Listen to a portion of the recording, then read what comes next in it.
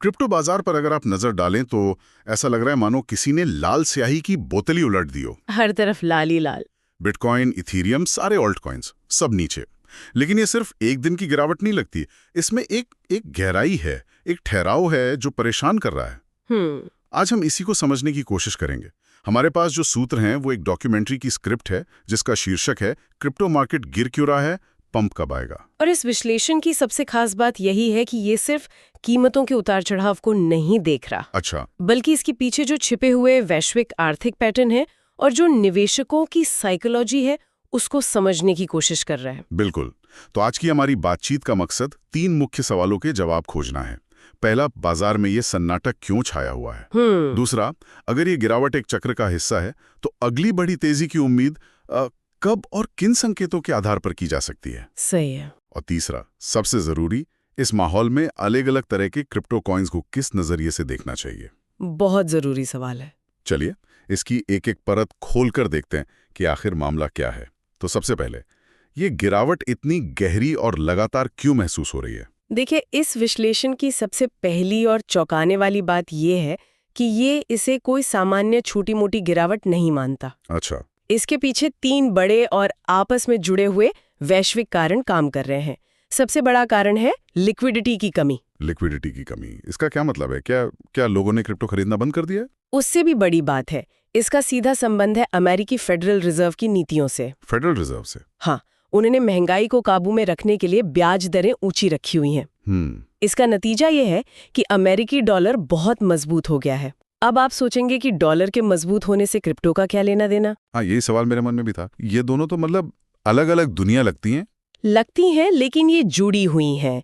जब डॉलर पर ज्यादा ब्याज मिलता है तो वो एक सुरक्षित निवेश बन जाता है। सही बात है। ऐसे में जो बड़े बड़े निवेशक और फंड्स हैं वो क्रिप्टो जैसे जोखिम भरे एसेट से पैसा निकालकर डॉलर या अमेरिकी बॉन्ड्स में लगा देते हैं। बिल्कुल। तो ये सिर्फ ब्याज दरों का खेल नहीं है, ये एक तरह से वैश्विक पूंजी का बहाव है जो क्रिप्टो से दूर जा रहा है। और जब बाजार में नया पैसा नहीं आता तो कीमतें या तो गिरती हैं या एक जगह ठहर जाती हैं। समझ गया। तो ये क्रिप्टो की कोई अंदरूनी कमी नहीं बल्कि वैश्विक अर्थव्यवस्था की एक बड़ी लहर है जो इसे नीचे खींच रही है। हाँ। और दूसरा कारण, विश्लेषण में वेल्स यानी बड़े निवेशकों की भूमिका का भी जिक्र है। हाँ, और ये बहुत दिलचस्प है। दूसरा अहम कारण है बड़े पैमाने पर मुनाफा वसूली, जिसे हम प्रॉफिट बुकिंग कहते हैं। प्रॉफिट बुकिंग गए थे। हाँ, मुझे याद है। तब वेल्स ने चुपचाप अपना मुनाफा निकालना शुरू कर दिया था। लेकिन क्या ये कहना थोड़ा ज्यादा सरल नहीं होगा? मतलब कई छोटे निवेशक भी तो हैं जो इन वेल्स की चाल को समझते हैं और उन्हीं के साथ मुनाफा कमाते हैं। क्या इसमें कुछ और भी गहराई है? आपका सवाल बहुत अच्छा है। ये सिर्फ प्रॉफिट बुकिंग नहीं है, ये एक सोची समझी रणनीति है। रणनीति? हाँ। विश्लेषण में अप्रैल के एक खास हफ्ते का जिक्र है जहां ऑन चेन डेटा ये दिखाता है कि एक ही दिन में लगभग $2 बिलियन के बिटकॉइन। $2 बिलियन? हाँ, $2 बिलियन मूल्य के बिटकॉइन एक्सचेंजों से निकालकर प्राइवेट वॉलेट्स में भेजे गए। अच्छा। ये इस बात का साफ संकेत था कि बड़े खिलाड़ी अपना माल बेचकर निकल रहे हैं। और ठीक उसके बाद बाजार में लगातार गिरावट शुरू हुई। तो उन्होंने अपना पैसा सुरक्षित कर लिया और छोटे निवेशक वो फंस गए। बिल्कुल, वो इस उम्मीद में बैठे रह गए कि बाजार और ऊपर जाएगा और अंत में वे गिरावट में फंस गए। ये तो बाजार को एक मनोवैज्ञानिक खेल की तरह दिखाता है, ना कि सिर्फ एक तकनीकी विश्लेषण। यही तो है। और तीसरा कारण, वैश्विक अनिश्चितता। बिल्कुल, तीसरा और शायद सबसे भावनात्मक कारण यही है। मिडल ईस्ट में बढ़ता तनाव, चीन की अर्थव्यवस्था का धीमा पड़ना और अमेरिका में आने वाले चुनावों को लेकर जो अनिश्चितता है, ये सभी चीजें मिलकर एक रिस्क ऑफ माहौल बनाती हैं। मतलब जोखिम से दूर भागने का माहौल। अच्छा। जब दुनिया में कहीं भी अस्थिरता होती है तो निवेशक सुरक्षित ठिकाने ढूंढते हैं। सोना चमकने लगता है, डॉलर मजबूत होता है और क्रिप्टो को सबसे पहले नजरअंदाज किया जाता है। हाँ, क्योंकि उसे अभी भी बहुत जोखिम भरा माना जाता है। मतलब क्रिप्टो बाजार एक द्वीप की तरह नहीं है, ये वैश्विक भावनाओं और घटनाओं के तूफान के बीच में खड़ा है। जब दुनिया डरती है तो क्रिप्टो भी सहम जाता है। आपने बिल्कुल सही समझा। ये तीनों कारण, लिक्विडिटी की कमी, वेल्स की मुनाफा वसूली और वैश्विक डर, ये सब मिलकर इस गिरावट की एक मजबूत वजह बनाते हैं। ठीक है, तो तस्वीर अब थोड़ी साफ हो रही है। ये गिरावट किसी एक वजह से नहीं बल्कि कई बड़ी वैश्विक वजहों का नतीजा है। ये समझना जरूरी है। लेकिन इससे भी बड़ा सवाल जो हर किसी के मन में है वो ये कि इस सुरंग के आखिर में रोशनी कब दिखेगी। क्या ये विश्लेषण हमें इस गिरावट से निकलने का कोई रास्ता या कोई समय सीमा बताता है? हाँ, और यहाँ पर ये विश्लेषण सबसे ज्यादा दिलचस्प हो जाता है। ये कोई ज्योतिषीय भविष्यवाणी नहीं करता बल्कि ऐतिहासिक पैटर्न के आधार पर कुछ संकेत देता है।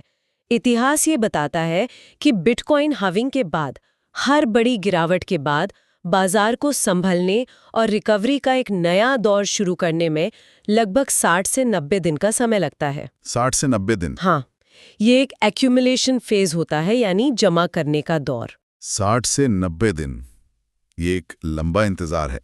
तो क्या इस दौरान हमें कुछ खास संकेतों पर नजर रखनी चाहिए जो बता सकें कि हवा का रुख बदल रहा है? हाँ, और यहाँ 2 प्रमुख संकेतों पर नजर रखने की सलाह दी गई है। अच्छा, क्या है वो? पहला और सबसे महत्वपूर्ण संकेत है बिटकॉइन का प्रभुत्व, यानी बिटकॉइन डोमिनेंस का स्थिर होना। बिटकॉइन डोमिनेंस, इसका आम निवेशक के लिए क्या मतलब है? ये जरूरी क्यों है? इसका मतलब है कि पूरे क्रिप्टो बाजार की कुल वैल्यू में से कितना प्रतिशत हिस्सा अकेले बिटकॉइन का है। जब बाजार में डर होता है तो लोग छोटे छोटे ज्यादा जोखिम वाले ऑल्ट कॉइन्स को बेचकर अपना पैसा बिटकॉइन में लगाना शुरू कर देते हैं। अच्छा, एक तरह से सुरक्षित ठिकाने की ओर भागते हैं। बिल्कुल। क्रिप्टो की दुनिया के अंदर ही जब बिटकॉइन डोमिनेंस बढ़कर एक जगह स्थिर हो जाता है तो ये संकेत देता है कि बाजार में घबराहट कम हो रही है और एक मजबूत आधार बन रहा है। अच्छा, तो ये एक तरह से बाजार के आत्मविश्वास का बैरोमीटर है। और दूसरा संकेत? दूसरा संकेत क्रिप्टो की दुनिया के बाहर से आता है।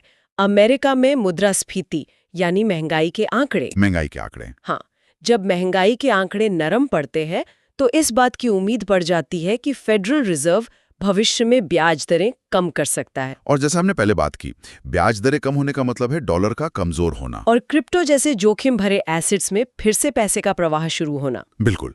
तो इन दोनों संकेतों के आधार पर क्या कोई अनुमानित समय सीमा बताई गई है कि अगली बड़ी तेजी कब शुरू हो सकती है? हाँ, इन पैटर्न्स के आधार पर विशेषज्ञों का मानना है कि अगली बड़ी तेजी का समय अक्टूबर से जनवरी के बीच आ सकता है। अक्टूबर से जनवरी? लेकिन यहाँ एक विरोधाभास है। यही वो समय होता है जब बाजार सबसे शांत, सबसे धीमा और उबाऊ लगता है। हाँ, और इसी शांति के पीछे सबसे बड़ा खेल चल रहा होता है। ये तो बड़ा दिलचस्प है। मतलब जब सोशल मीडिया पर क्रिप्टो की कोई बात नहीं कर रहा, जब कीमतें हफ्तों तक एक ही जगह अटकी रहती हैं, तब आम निवेशक का ध्यान हट जाता है। सही। ठीक, यही विश्लेषण के अनुसार यही वो शिकार का वक्त होता है। शिकार का वक्त? वेल निवेशकों के लिए सबसे कम शोर का मतलब है सबसे कम मुकाबला। वे इसी शांति का फायदा उठाकर कम से कम कीमत पर धीरे धीरे अपनी पोजीशन बनाते हैं। अच्छा। वे जानबूझकर बाजार को एक दायरे में रखते हैं ताकि घबराहट में बिकवाली करने वालों से कम दाम पर कॉइन्स खरीद सके। तो जब लगे कि बाजार में कुछ नहीं हो रहा, असल में स्मार्ट मनी अपना काम कर रहा होता है। बिल्कुल सही। ये सब समझने के बाद एक आम निवेशक के लिए ये जानना बहुत जरूरी हो जाता है कि अपने पोर्टफोलियो में मौजूद अलग-अलग कॉइन्स को कैसे देखें। हर कॉइन एक जैसा नहीं होता। नहीं होता। इस विश्लेषण में जोखिम के आधार पर जो वर्गीकरण किया गया है वो काफी काम का हो सकता है। हाँ, ये वर्गीकरण बहुत जरूरी है क्योंकि गिरावट के समय हर एसेट का व्यवहार अलग होता है। इन्हें 3 मुख्य श्रेणियों में बांटा गया है। पहली है कम जोखिम वाली श्रेणी, जिन्हें आप क्रिप्टो की दुनिया के ब्लू चिप स्टॉक समझ सकते हैं। इसमें तो यकीनन बिटकॉइन और इथेरियम ही होंगे। बिल्कुल, सिर्फ ये 2 नाम है, बिटकॉइन BTC और इथेरियम ETH। इन्हें लंबी अवधि का दिग्गज कहा गया है। दिग्गज? इनकी चाल धीमी हो सकती है, मतलब ये रातों रात दोगुने नहीं होते, लेकिन जब बाजार में भारी गिरावट आती है तो ये सबसे ज्यादा मजबूती से खड़े रहते हैं। इनमें आपका पूरा पैसा डूबने का खतरा बाकी कॉइन्स के मुकाबले बहुत कम होता है। ये पोर्टफोलियो का आधार होते हैं। ठीक है, ये समझ आता है। अब बात करते हैं मध्यम जोखिम वाली श्रेणी की। इस श्रेणी में उन मजबूत ऑल्ट कॉइन्स को रखा गया है जिनका अपना एक मजबूत इकोसिस्टम है और जिनकी तकनीक मतलब काम की है, जैसे कि सोलाना, पॉलीगॉन, मैटिक, एवलांच, एवैक्स और लिंक भी। हाँ, ये सभी। इन कॉइन्स में गिरावट तो आती है, लेकिन विश्लेषण के अनुसार इनमें गिरावट से उभरने की बहुत अच्छी क्षमता होती है। उभरने की क्षमता, इसे थोड़ा और समझाएंगी? ऐसा क्यों माना जाता है? सोलाना का उदाहरण लें।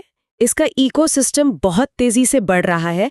इस पर कई नए प्रोजेक्ट्स आ रहे हैं हाँ, ये तो है। जो इसके इस्तेमाल को बढ़ाते हैं, लेकिन साथ ही इसके नेटवर्क के बंद होने का इतिहास भी रहा है, जो इसे बिटकॉइन से ज्यादा जोखिम भरा बनाता है। अच्छा, तो ग्रोथ की संभावना भी है और तकनीकी खतरा भी। बिल्कुल, इसीलिए ये मध्यम जोखिम वाली श्रेणी में है। जब बाजार सुधरता है तो इनके मजबूत फंडामेंटल्स की वजह से इनमें तेजी से वापसी की उम्मीद होती है। और आखिर में वो श्रेणी जिसके बारे में सबसे ज्यादा बात होती है, उच्च जोखिम, उच्च इनाम। हाँ, और यहाँ बहुत सावधानी बरतने की सलाह दी गई है। ये है उच्च जोखिम, उच्च इनाम वाली श्रेणी। इसमें मीम कॉइन्स जैसे PEP, FLOK, बॉन्क आते हैं। साथ ही AI से जुड़े टोकन्स जैसे FET और AJGIX भी इसी में है। Meme coins. यहाँ एक बहुत अच्छी उपमा दी गई है। मीम कॉइन्स असल में क्रिप्टो की दुनिया के लॉटरी टिकट की तरह हैं। लॉटरी टिकट, ये तो बिल्कुल सही कहा। हाँ, मतलब आप रातों रात 5 से 10 गुना मुनाफा कमा सकते हैं